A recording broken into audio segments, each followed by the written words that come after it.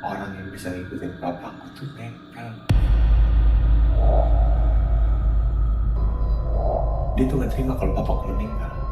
Dia nggak terima banget kalau papaku tuh meninggal. Jadi kayak dia mau ngelampiasinnya ke aku. Nggak ngerti ya maksudnya. Gitu, Nggak ngerti marah. Itu marah, nggak tahu apa. Pokoknya dia bilang, ini mau ngelampiasinnya ke kamu. Ya ngelampiasin apa ya? Oh, aku bingung. Dia ini nggak ikhlas kalau papa kamu meninggal. Ya siapa yang nggak ikhlas siapa maksud aku? Ya, aku nggak bisa ngejelasin pokoknya. Ada yang nggak ikhlas aja papa kamu meninggal. Siapa yang mamaku nggak ikhlas? Ya mamaku udah ikhlas. Aku udah ikhlas. Adikku udah ikhlas. Semua keluarga papaku udah ikhlas. Siapa yang nggak ikhlas siapa maksud? Ya ada. Islam ini orang Islam ibu papaku. Abang.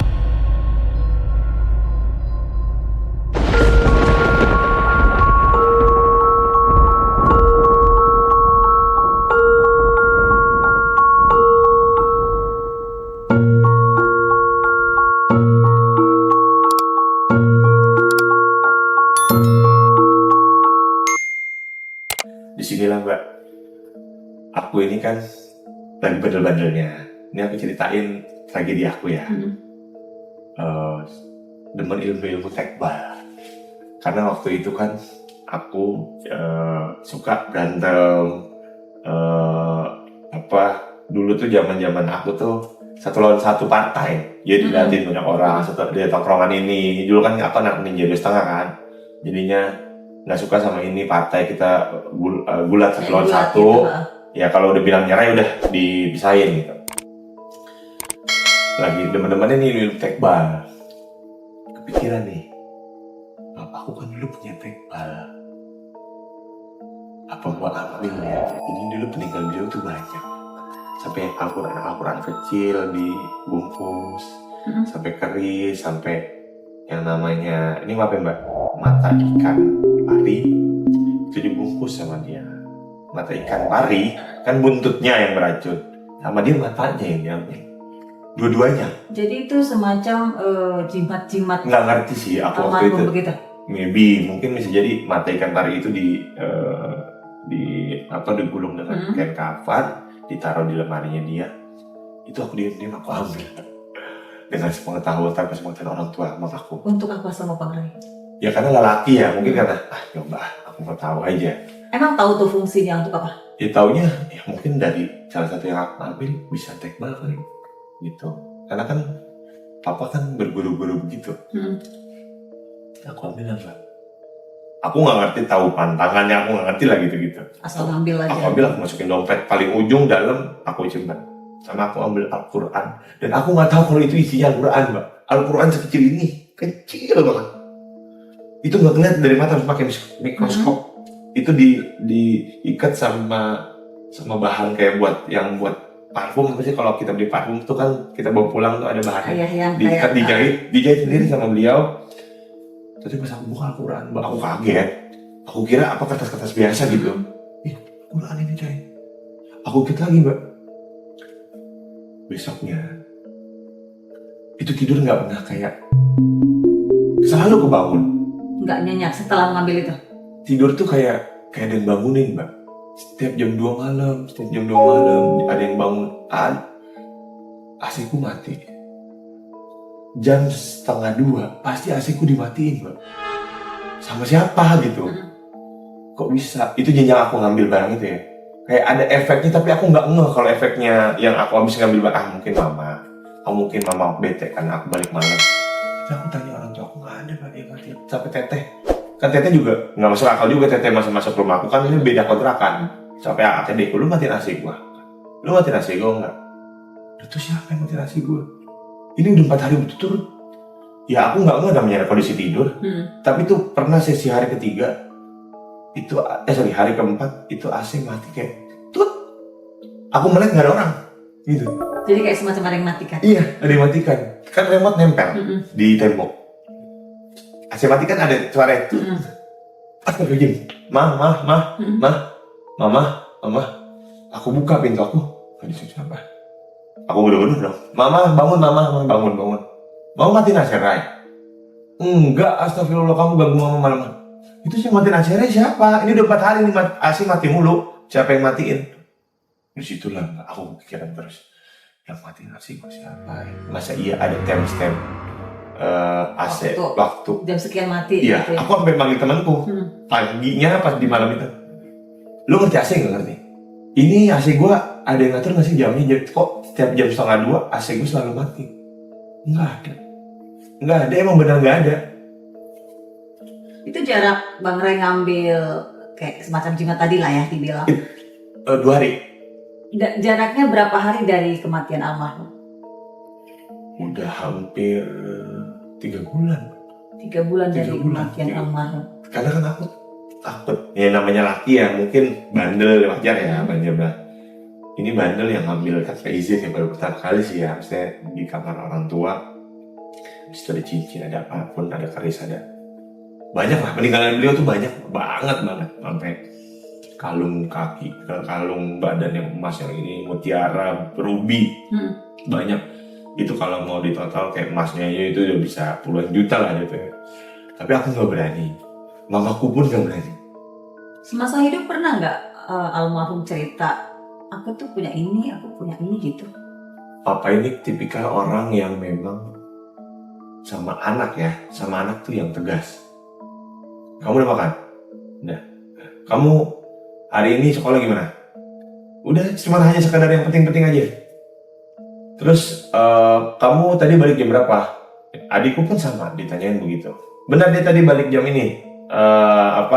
Nah, iya, om balik jam segini apa ngerai? Awas kamu ke kamar, nggak ada kamu main-main. Besok ada ujian atau tugas? Iya ada, kerjain. Kalau bilang aku nggak diri, yang dia bilang gitu. Itu selampe itu bisa diselepet ke muka aku, Mbak. Itu bisa dimandiin aku, Mbak. Dia terlalu disiplin ya. Betul, disiplin banget. Karena beliau ini kan ya karena memang satu ya keras lah ya hidupnya, mungkin dia nggak mau kalau anaknya mau laki mau perempuan ngelihat dia itu kayak minum. Dia tuh mau enjoy itu kayak minum sendiri. Ya kalau paling ada teman-temannya gitu-gitu sendiri. Dia nggak mau kalau anaknya tuh ngeliat kalau dia minum. Padahal kita tahu kalau dia minum tahu, karena di kulkas itu kan nggak satu itu banyak, dan di rumahku kan juga banyak minum gitu kan. Jadi kita nggak kaget aja, maksudnya minum, udah hal biasa gitu. Tapi dia nggak mau kalau anaknya melihat kalau dia minum. Selesai dari situ Mbak, hari ke-7. Pas setelah ngambil jimat. Iya, hari ke-7 yang asikku dimatiin 4 hari. Itu sekencang-kencangnya Mbak, pintu aku diketoknya udah kayak manusia normal. Itu kencang banget, udah kayak orang dilempar ke pintu. Suara itu gede banget. Dengan kondisi aku langsung bangun. Ada apa nih? Kok kayak ada orang dilempar ke pintu gitu. Kuat gitu ya, gedebuk banget. Itu yang namanya aku tidur bangun kan berarti kan udah kencang banget ya. Mungkin kalau keadaan normal mungkin lebih kencang lagi. Aku langsung diri dengan kondisi diri jongkok ya, maksudnya mau diri tapi masih kayak takut juga sih Mbak. Apa itu gitu ya? Apa ya? Siapa sih? Itu tanda tanya. Antara mau kepo sama berani sih waktu itu. Buka nggak ya? Alah, coba Bismillah, maksud aku gitu. Kondisi lampu hidup. Aku nyalain langsung di kamar. Karena kan aku pakai lampu tidur, Mbak. Aku matiin lampu, ada lampu tidur aku soketnya ya, lampu tidur yang kayak bohlam gitu gede.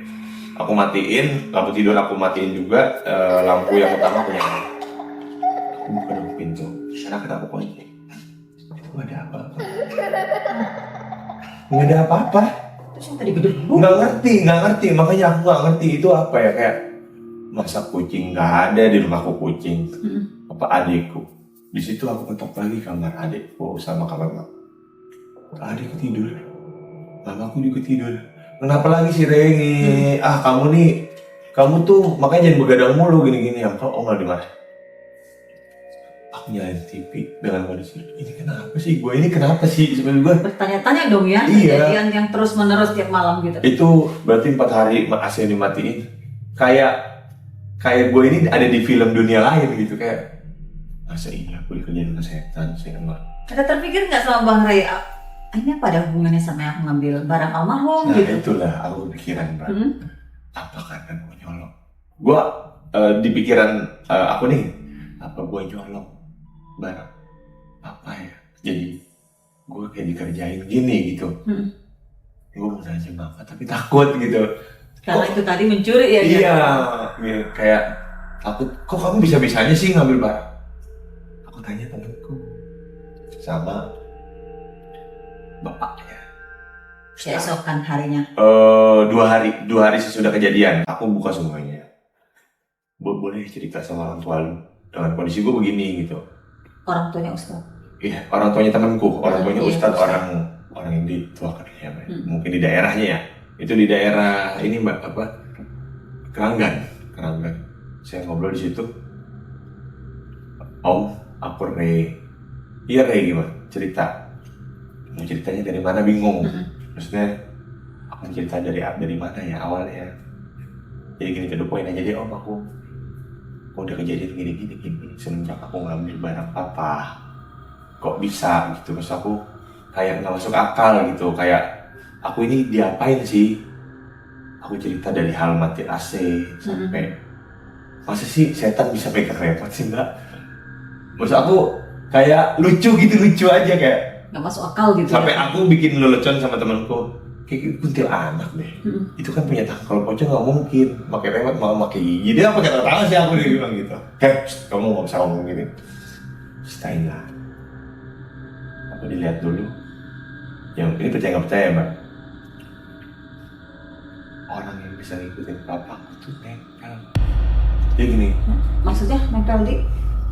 nempel di aku. Dia tuh nggak terima kalau papaku meninggal. Dia nggak terima banget kalau papaku tuh meninggal. Jadi kayak dia mau ngelampiasinnya ke aku. Nggak ngerti ya maksudnya. Gitu. Nggak ngerti itu marah, nggak tahu apa. Pokoknya dia bilang, ini Ray, ini mau ngelampiasinnya ke kamu. Ya ngelampiasin apa ya? Oh, aku bingung. Dia ini nggak ikhlas kalau papa kamu meninggal. Ya siapa yang nggak ikhlas, siapa maksud aku? Ya, aku nggak bisa ngejelasin, pokoknya ada yang nggak ikhlas aja papa kamu meninggal. Siapa yang mamaku nggak ikhlas? Ya mamaku udah ikhlas. Aku udah ikhlas, adikku udah ikhlas. Semua keluarga papaku udah ikhlas. Siapa yang nggak ikhlas, siapa maksud aku? Ya ada. Islam ini orang yang selama ibu bapak. Abah. Masa aku ngomong abah kan nggak mungkin. Siapa? Selama ini papaku ini ada. Ya apa ya, kayak temannya gitu Pak. Temennya kemana-mana itu. Sama dia nggak tahu itu wujud apa, aku ngerti lah. Dia itu kebuka waktu dia tuh nggak senang kalau ingin lu ini kalau mau jadi bapak lu mau jadi bapak lu, ya udah sekalian jadi bapak lu sekalian gitu, jangan setengah-setengah gitu. Nggak ngerti bahasanya itu, jadi jangan setengah-setengah itu apa. Aku bisa nangkep dari omongannya dia. Setengah-setengah itu dia itu mau ya aku berburu kayak papaku dari dulu kesini. Aku mau jadi dia itu mau gini, aku ini nyari tahu reinkarnasi abah itu di mana sekarang. Jadi bisa dikatakan Bang Ray diharuskan jadi pewaris almarhum. Bisa mungkin lebih ke situ, tapi aku ini di lebih kata bulatnya nih, orang kalau mikir lu nih harus nyari abah, reinkarnasi abah itu di mana. Lu harus nyamperin dia. Lu pegang, lu harus nyamperin dia. Lu harus cari tahu, lu harus. Tapi kan aku nggak ngerti Mbak kayak gitu-gitu. Aku ini orang anak modern yang sekarang yang nggak ngerti kayak gitu-gitu, yang nggak ngerti. Aku nggak tahu papaku aja meninggal begitu, aku kayak shock gitu. Karena begini, aku ini anak, ya bisa dibilang anak manja ya. Apapun yang aku minta, aku pagi minta pasti malamnya ada. Pasti apapun itu ada. Karena memang ya namanya papa kan yang dikasih rezeki lebih ya Mbak ya sama Allah ya. Maksudnya apapun yang aku minta, aku tuh anak yang ya minta A, minta B dikasih. Pasti nggak mungkin nggak ada yang namanya permintaan aku nggak diiyain, nggak mungkin. Apapun yang aku minta, mau PS1, PS2 waktu itu mau Nintendo, apapun dibeliin. Tapi yang diharusin ke aku apa? Aku jujur, aku ngambil barang Oh, sempat Bang Ray Aku kasihkan sama bapak di itu. sini ada Al-Quran. Ini kain di dalamnya mata ikan pari. Kamu tahu dari mana? Mama pernah ngomong misal. Aku dengar itu ada mata ikan pari bau. Kalau dibuka bau, bau bangke banget. Tapi itu mata nggak busuk-busuk, masih kayak berbentuk mata gitu loh, gede gitu. Dua, jadinya dua itu diikat dulu. Ini kan kapan diikat satu, ini satu, baru digabungin diikat satu gitu. Yang satu lagi Al-Quran.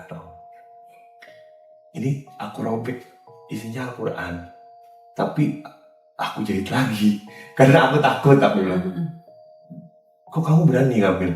Nggak apa-apa, aku kepo anak gini. Aku ceritain semuanya, aku mau berantem gini-gini, aku kira aku tekbal gitu. Padahal enggak. Banyak kejadian kayak gitu enggak.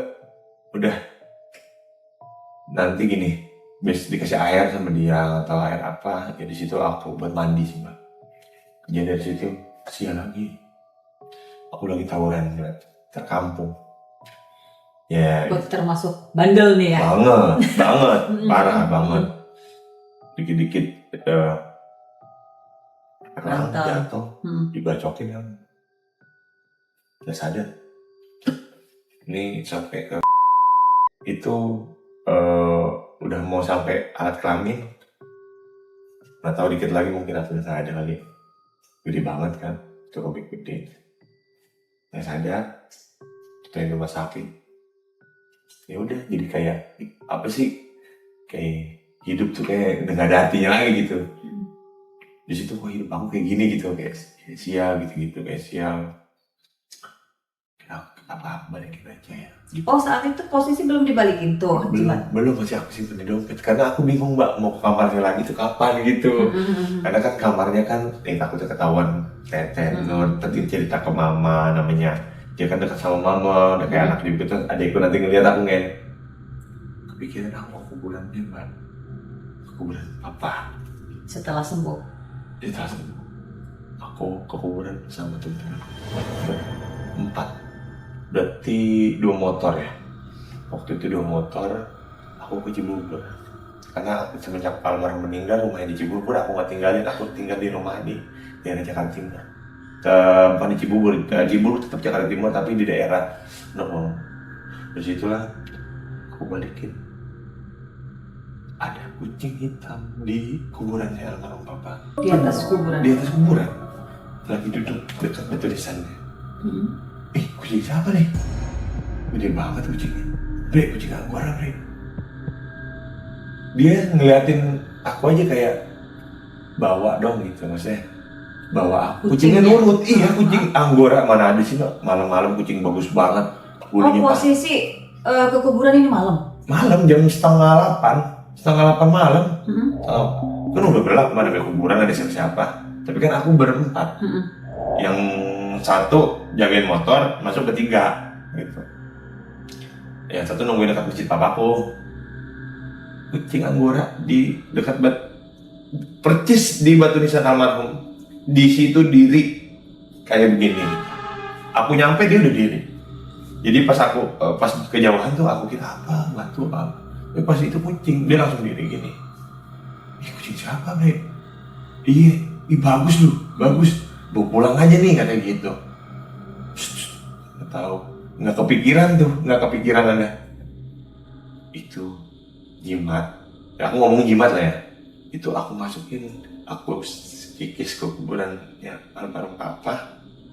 Aku masukin yang satu di dekat palanya, yang satu di badannya. Masukin, aku pendam lagi tanah. Itu kucing ngikutin aku mbak ke rumah. Pulang? Ke motor.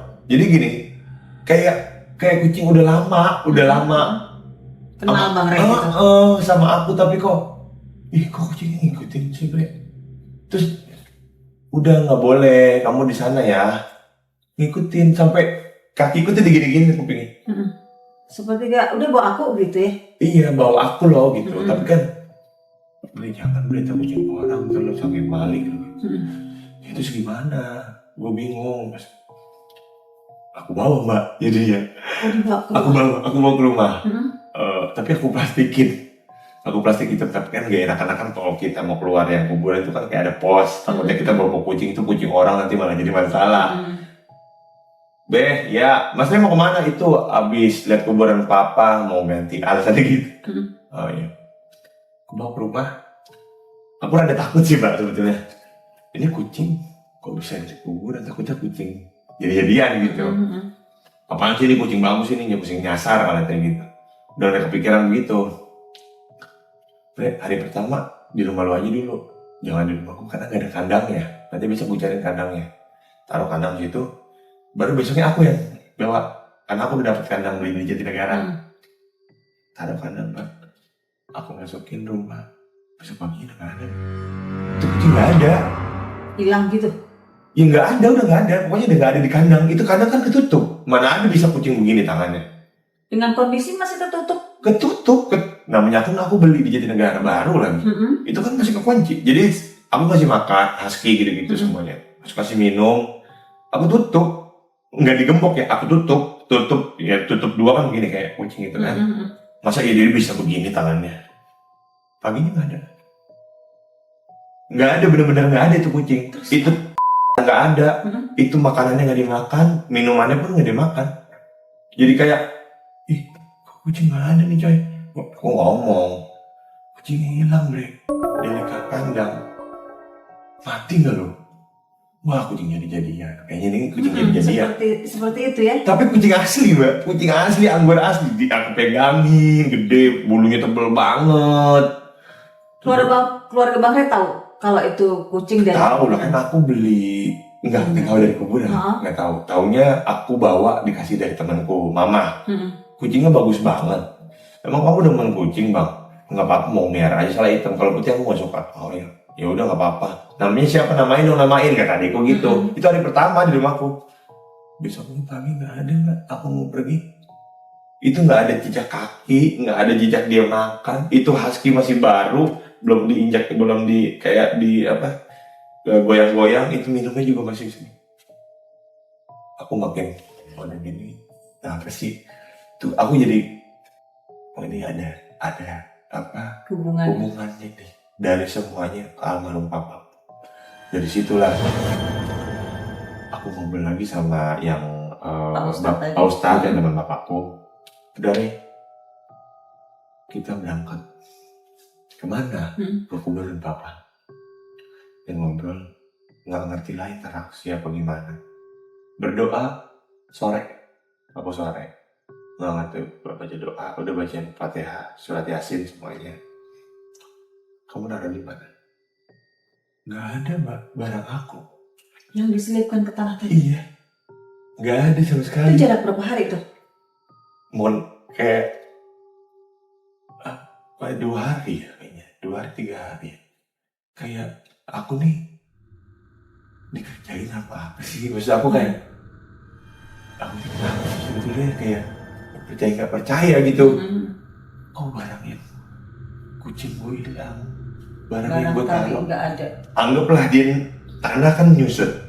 Tapi selama itu aku lupa lah, mungkin hujan 1 hari, mungkin dia mendem ke dalam. Itu sampai dalam banget aku ambil. Oh seperti korek. Semua, lama. Aku sejam mbak, aku ngorek. Aku boleh ngorek kuburan papa, izin ya? Iya nggak apa-apa. Aku korek pakai ini sampai tukang yang ininya. Mau nyari apaan bang? Enggak mas. Waktu itu aku sempet naruh cincin waktu itu almarhum cuma nggak. Oh iya sini bantuin ini. Nggak ada. Matahari itu nggak ada. Diambil siapa? Maksud aku makin tanda tanya. Di situ makin tanda. Makin mistisnya tuh terasa. Waduh, gitu ya? aku nggak bisa tidur tuh mbak. Malam itu aku nggak bisa tidur, kayak kepikiran terus. Udah nggak usah dipikirin Re. Aku takut ada yang gangguin lagi di pintu rumahku. Sampai mati tidur di sini aja, tidur sama mama ya. Apa sih udah gede juga? Oh sempat udah cerita ke mama? Udah ya enggak.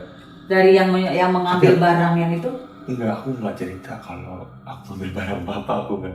Aku ceritanya cuma aku digangguin sama aku udah mau kencing di kuburan papa, sama aku ke kuburan papa lagi berdoa alasannya. Tapi apa? Aku naruh cincin, padahal itu jimat yang aku ambil dari kamar. Aku belum berani ngomong sama mama sebetulnya. Sehari 2 hari, kayaknya tuh hati kayak ada yang kekunci gitu. ngomong lah ke orang tua. Jangan marah ya, aku bilang. Saya ngambil barang almarhum di kamar, matahari sama bungkus kecil digampar lah. Kamu nih ya udah lancang dari orang tua, bah itu ngamuk, saya ngamuk. Aku disiram sama air kopi yang dia lagi ngopi di muka aku. Bener-bener kamu yang biadab, wah udah aneh-aneh kok. Sampai mama kok begitu banget, kenapa? Aku kan gak ngambil emas dan lain-lain. Iya mah minta maaf gitu sampai aku jadi iya saya nggak akan lagi, tapi barangnya hilang di kuburan, nggak tahu kemana.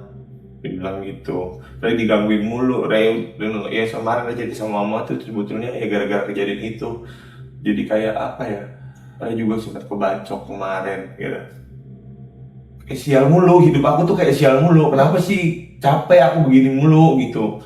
Terus juga kayak hal-hal yang aneh-aneh tuh, yang orang kayak kedorong di pintu, AC 4 kali dimatiin, kayak nggak masuk akal gitu mbak. Hidup gue tuh kayak nggak masuk akal, kayak gue ini lagi di fase apa sih? Kayak gue ini apa gue gila ya apa? Mama ngomong, orang mamaku aja nggak berani buka itu kotak. Saya berani buka itu. Mamaku tuh berani pas buka kotak itu pas naruh barang mas almarhum, cincin nikahnya beliau waktu pas almarhum meninggal 2 hari 3 hari, dan itu nggak dibuka-buka lagi. Dia kayak kotak bang, tapi locknya itu udah mati, udah kekunci. Maksudnya bukan kekunci, kayak udah nggak berfungsi. Dia udah tinggal buka doang. Jadi kayak nomornya, cuman dia tinggal buka karena itunya udah nggak berfungsi, udah dimatiin sama almarhum waktu itu. Dari zaman dia nikah, emang nggak pernah boleh dibuka, nggak pernah, jangan pernah lu buka. Selain almarhum. Lu boleh ngacak-ngacak lemari, lu boleh ngacak-ngacak harta gua, lu boleh ngacak-ngacak uang gua, lu boleh ngacak, tapi jangan pernah hak privasi saya yang ini. Cuman ini, kalau kamu mau lihat, kamu nggak percaya nggak ada foto perempuan atau nggak ada, ini saya lihatin, kamu tuh nggak ada. Ini hanya barang-barang mungkin, ini barang-barang yang saya cintai, maksudnya yang saya hobi selama ini aja. Jadi kamu nggak usah khawatir saya nyimpen yang aneh-aneh. Ya udah, makanya aku nggak pernah kayak gitu. Ditutup lah waktu masih beliau masih ada ya. Terus dari situ mamaku bilang, baru tahu pun ya mama selama almarhum meninggal nggak pernah ngotak-atik barang itu. Kamu balik kemana? Ke waktu itu Kalimantan. iya, jauh banget, naik apa? Aku bingung kesananya. Terus kok apa transportnya bingung ke sana. Mau balik ke sana udah pesan tiket pesawat semua nggak jadi karena ada orang ajudan papaku ngomong ada orang yang suka main almarhum sama temannya ini. Jadi kalau mau ketemu lu nggak usah ke sana. Tapi itu tiket udah dibeli buat 2 orang, aku sama mama. Tuh kalau nggak salah itu habis berapa? Sayang duitnya kan, refund nggak bisa, berarti KR waktu itu udah nggak apa-apa. Jadi kita ke arah Cikeas Bogor ya. Kita datang ke sana. Ternyata itu rumah adiknya yang aku bilang abah. Adiknya abah. Nggak tahu adik kandungnya, pokoknya yang suka main lah sama abah. Bilang si adiknya. Nggak ngerti lah aku itu adiknya kandung. Ini yang ngabarin ajudan. Ajudan katanya. Ini abah suka kesini, coba deh ke sana daripada ke Kalimantan.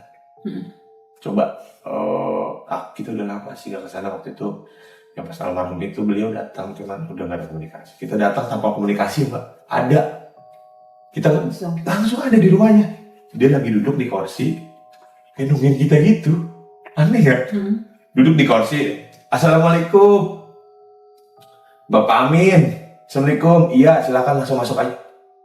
Ini Bang Ray datang bersama ajudan atau? Sama ajudan, sama Bapak Fidrujal, Bang Ijal, sama Bang Bimo, bertiga pokoknya, sama Bang Bimo, bininya, sama anaknya, aku sama Mama. Berarti satu mobil tuh berlima, naik mobil aku. Datang ke sana, itu dia tahu kalau kita tuh mau datang Pak. Aneh nggak? Kayak duduk di kursi, udah silakan. Ijal, iya, Bapak Amin, masuk. Lah kok Bapak Amin tahu Ijal datang? Iya kan, pengen kedengeran suaranya, padahal kita nggak ada ngomong. Kita dikomunikasi dari parkir mobil ke rumah, nggak ada ngomong apa-apa, nggak ada komunikasi, kayak nggak ada, jalan aja. Ini manusia. Tapi tempat tinggal itu ramai orang. Ya begitulah, kayak kampung, tapi di sekelilingnya itu ada rumahnya jauh-jauh jaraknya. jauh, maksudnya nggak kayak sini kan mepet-mepet ya Jakarta, jauh lah. Maksudnya dari sini tuh sana lagi rumahnya, sampingnya itu kayak kalau nggak salah itu dia itu kayak punya batu bata gitu, batu bata banyak sama kayu-kayu, ini jual-jual gitu deh. Kalau nggak salah ya aku lihat ya, karena malam sih mbak aku kesana, terus saya ngobrol, dia tahu kehadiran kita mau kesana. Apa maksud kita mereka Tahu tujuannya apa? tujuannya tahu. Abang udah gede sekarang ya. Iya, dulu masih kecil ganteng banget sih. Sekarang kamu umur berapa? Tanya aku jawab. Iya aku umur segini. Oh, jangan manggil om, panggil abah. Hah? Abah. Aku jadi kayak apa ya, pakai pikiran itu tuh udah muter aja. Ini siapa sih gitu ya? Iya, ini siapa sih? Kok panggil abah juga? Kok abah banyak banget pas aku gitu. Kata ajudan ini adiknya abah. Kok sekarang abah juga manggil? Apa abah dua, abah satu, abah dua gitu. Ya manggil abah aja. Oh iya bah, gitu kan gitu. Ngobrol dari situ. Aku dikeremin di kamar mbak. Sendiri. Tanpa baju, tanpa celana, hanya sempak aja. Itu maksudnya untuk apa? Nggak ngerti deh itu. Aku dikurung di dalam. Udah tidur aja gitu sampai pagi. Oh disuruh tidur. Iya istirahat. Tapi nggak bisa tidur mbak. Karena aku kalau nggak pakai AC susah tidurnya. Waktu itu. Karena sekali-kalinya yang tidur ngantuk banget tuh yang di gunung itu, karena udah ngantuk banget capek, kan takutan juga, jadi udah tidur aja. Tapi kalau aku tuh orangnya kalau nggak kena, kalau hanya kipas angin ya tidur sih tidur tapi lama, karena keringetan gitu, suka keringetan. Karena biasanya pakai AC gitu kan. Makanya aku bilang tadi kalau AC mati pasti aku ngeh gitu. Aku bilang ya udah selesai, aku pakai sempak, nggak pakai baju, disuruh tidur di kamar dia. Yang lain kemana? Di luar, sampai pagi nungguin aku. Dan aku di dalam nggak bisa tidur dan dia masuk. Aku ngomong sama mah, nggak bisa tidur, nggak ada kipas. Aku bilang ada nak, udah nggak apa-apa. Emang panas ya, dibawain kipas. Dia bilang gitu. Emang harus tidur gini mah? Oh memang diharuskan tanpa pakaian seperti iya, itu ya? nggak ngerti deh aku, makanya waktu itu aku kayak emang harus begini ya. Soalnya itu memang biar tidur tuh biar aku itu dimimpiin. Harus minta sama almarhum, minta maaf lah gitu, jangan. Maksudnya udah lancang, dan kalau memang jiwa aku nggak mau untuk ngikutinnya, nerusin dia, ya ngomong. Tapi aku nggak bisa tidur mbak pada waktu itu. Aku nggak bisa tidur sampai ayah sholat. Aku sholat subuh. Kamu sholat subuh dikasih baju sama celana pendek sama sarung waktu itu. Itu sarung. Itu bau almarhum papaku mbak. Itu sarung. Bau parfum almarhum. Iya. Itu bau banget. Langsung nangis kan aku kan. Ini bau papa mas aku. Ini kok papa baunya di sini ya? Di sarung ini ada apa sih mas? Itu tuh kayak nyambung semua mbak. Kayak nyambung semua dari awal. Terkait semuanya. Iya. Ini ada apa sih? Mah, mama nggak nyium? Iya. Bau parfum papa. Iya mbak. Ini kamu sholat dulu aja. Gitu. Sholat subuh aja. Aku sholat di situ.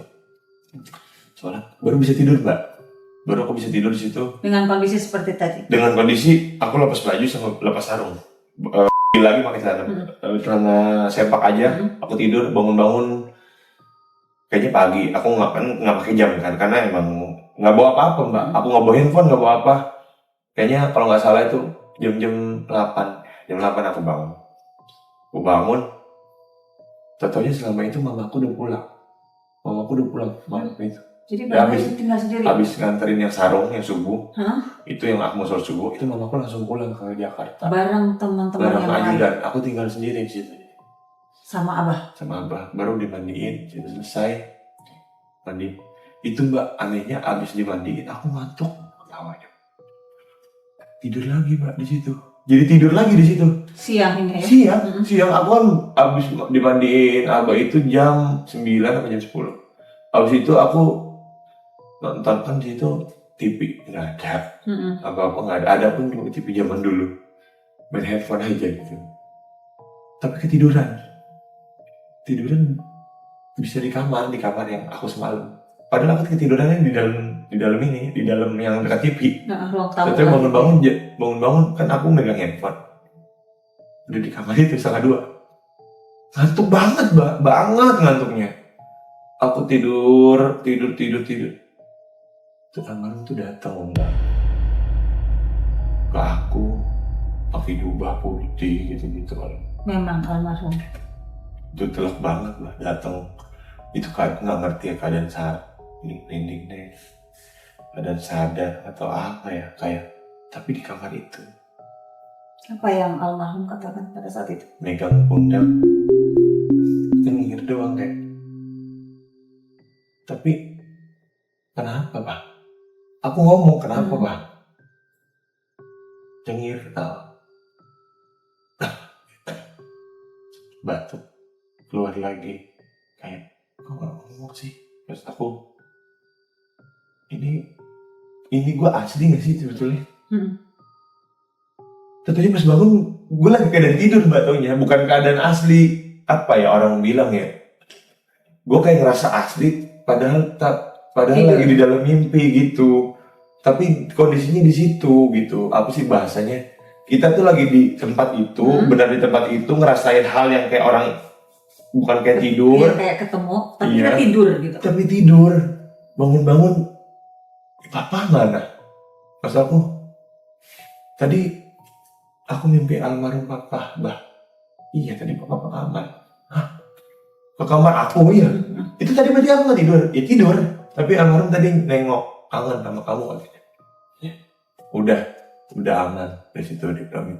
Oh iya, berarti malam ini aku bisa pulang, bisa. Ajudan papa, Bang Bimo jemput. Jam berapa itu? Jam 8:30 malam jemput. Hadir hari itu juga. Bilangin sama Evi, mamaku. Udah ini, udah bebas apa gimana nggak ngerti lah bahasanya dia. Aku nggak dengar. Abah balik ya, Bah. Jangan kangen ya sama aku ya. Iya, sehat ya. Seminggu kemudian meninggal. Dia ngabarin siapa lagi? Tetangganya lagi. Tetangga orang situ ngabarin ke Bimo yang nganterin aku. Yang biasa kita parkir mobil, kan kita nggak bisa parkir mobil depannya. Pokoknya pasti yang selalu nelpon tuh tetangga dekat. Tapi kalau dihubungin nggak bisa. Jadi tuh. Seperti kabar gaib gitu. Iya. Nah, udahlah dari situ. Hidup tuh udah lancar aja, alhamdulillah jalanin aktivitas. Terus tapi udah nggak ada gangguan. Kayak waktu itu kan aku kayak orang stres gitu loh, Kak. Kayak ini tuh gue nih dikerjain apa emang ini nyata nggak sih? Kan tadi saya bilang saya ini nggak pernah percaya sama ada dunia yang di luar dunia yang kita jalanin sekarang. Oh mungkin itu kali ya, ada dunia yang dijalanin sekarang. Almarhum ini masih hidup, tapi bisa ngecek aku nggak bisa ngecek dia. Dia ada di mana-mana. Dan Abah yang biasa kontakan sama dia selama dia hidup. Aku sampai mau apa gue cari tahu ya apa. Tapi dari hati gue tuh gue takut. Gue takut. Jadi kayak menolak gitu. Iya, Mbak. Jadi kayak seakan-akan nih apa gue lagi ya? Apa gue udah sikat. Tapi gue kemarin gue pegang aja gue udah gak kuat, udah berapa hampir seminggu lebih kan. Gue digangguin di ini kayak mental gue tuh gak kuat gitu. Ya udahlah, mungkin sampai sini aja. Ibarat kata keponya gue dengan almarhum gitu. Ya mungkin almarhum udah tenang. Takutnya kalau gue tetap gue malah gak gangguin beliau gitu. Gue doain aja yang terbaik. Bagaimana keadaan ke depannya, gue punya kehidupan, gue punya anak istri, gue punya kehidupan nanti baru yang lain, ibarat kata masih ada kehidupan panjang ke depannya, ya gue gak mungkin stuck di sini gitu. Ya mungkin kalau gue kuat ya, sedangkan gue kan bukan orang penting kayak pegawai negeri atau apa, gue masih karyawan. Ya nantinya pun ya kalau rezeki kan kita gak kemana ya Mbak ya, terus aku ya kalau memang rezekiku seperti almarhum papaku, ya mungkin Allah kasih jalannya gak tahu dari mana gitu. Paling sih itu aja sih Mbak, paling sampai yang terakhir meninggal, kehidupanku normal kembali. Ya alhamdulillahnya aku mulai saat itu aku percaya kalau kehidupan yang di luar dunia yang aku jalanin masih ada gitu ya. Aku sekarang jalanin kehidupan yang orang-orang biasa aja sih. Tanpa memikirkan yang harus karena pemikiran aku di situ bercabang Mbak. Aku pengen kaya raya, aku pengen dipandang orang, aku pengen menjadi almarhum papaku. yang kemana-mana siap Haji, siap Haji, siap. Dihormati. Dijunjung tinggi nama baiknya. Terus juga ketiga, siapa sih yang kenal beliau? Dimanapun beliau dikenal. Beliau datang pakai mobil, karena beliau nyawa badannya nggak ada, tapi namanya masih ada di mana.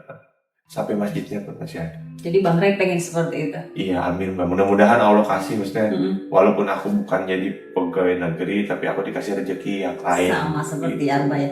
Oke Bang Ray, jadi ini ternyata banyak banget kisah mistis ya dari Bang Ray sendiri, dan ternyata horor banget nih, dari mulai almarhum meninggal dunia sampai pokoknya banyak banget. Jadi ya mudah-mudahan setelah ini tidak ada lagi gangguan, Bang Ray bisa hidup normal. Amin Mbak. Ya, dan kami dari keluarga besar Lolo Misteri mengucapkan turut berduka cita dan mendoakan semoga almarhum tenang di sana. Amin Allah. Makasih. Makasih waktunya ya Bang Ray ya. Terima kasih juga. Terima kasih Mbak. udah mau cerita-cerita di Lolo Misteri. Terima kasih juga sudah mengundang saya di sini, diceritain ya. Sama-sama. Baru pertama juga aku ceritain kisah hidup aku di sini dengan kondisi ya apa yang aku alamin ya aku ceritain apa adanya. Pokoknya sekali lagi makasih, kedepannya sukses selalu. Sehat-sehat. Sama-sama. Ya. Oke pemirsa, demikianlah bincang-bincang kami malam hari ini. Luar biasa ya. Ternyata banyak banget perjalanan dari kisah hidup Bang Ray. Semoga apa yang sudah kita bincangkan malam hari ini dapat diambil hikmahnya oleh semuanya. Jangan lupa nantikan kisah Lolo Misteri berikutnya dan sampai jumpa.